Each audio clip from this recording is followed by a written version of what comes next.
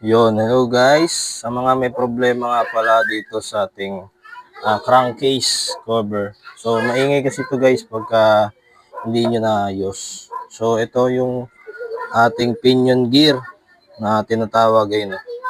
So, ginawa natin dito mga paps, binaklas natin tong cover, tapos nilinis natin. Pagkatas nyo linisin,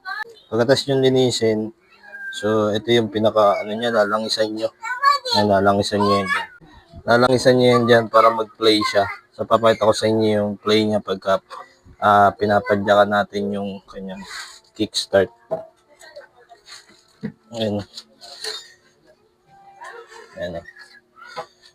So, kailangan ganyan yung ano niya. Ayan. Kailangan bumabalik yung pinakagitna. Ayan.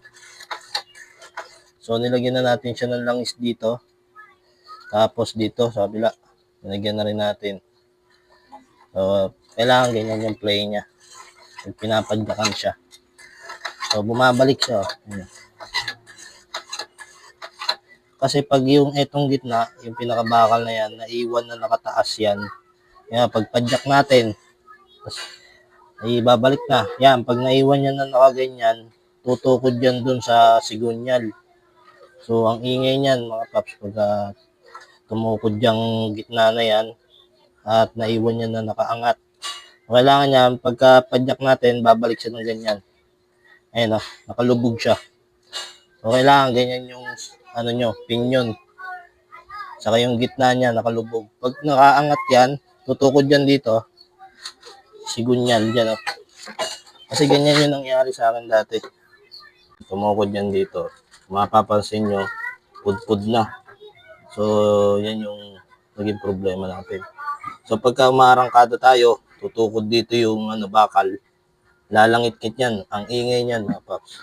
Pagka hindi nyo nalaman kung ano yung possible na problema. So, dito, kala ko ito yung problema. Yung pala, nandito. Sa kick, tumutukod siya dyan.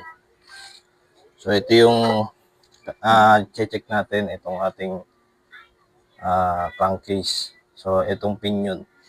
Isa ito sa dahilan kung bakit maingay yung ating motor pagka tayo maarangkada. Yung parang kumikis-kis na bakal sa bakal. So, sobrang ingay niyan mga paps. Pagka umarangkada. So, kailangan lang yan linis. Kasi, ito, pag di nyo nalinis to, sobrang grasa sa loob. So, kailangan talaga, mini-maintenance natin yung ating crankcase cover. So, ito nga pala yung pinion gear na tinatawag. So, itong gitna na to, ito yung tumutukod. Ayan o. Nakita nyo, ito yung gitna na yan. Yan yung tumutukod. So, papakita ko sa inyo, may marka na yun ng kaskas. Ayun o. May marka na siya kasi yan yung dahilan nung dati ko pa na binaklas ko na lahat yan, yung crankcase cover, chinek ko na. Pero ito lang pala yung dahilan. So sana meron kayo natutunan sa ating konting tips dito sa ating crankcase cover kung ba't maingay yung ating Mio S40. Ayan.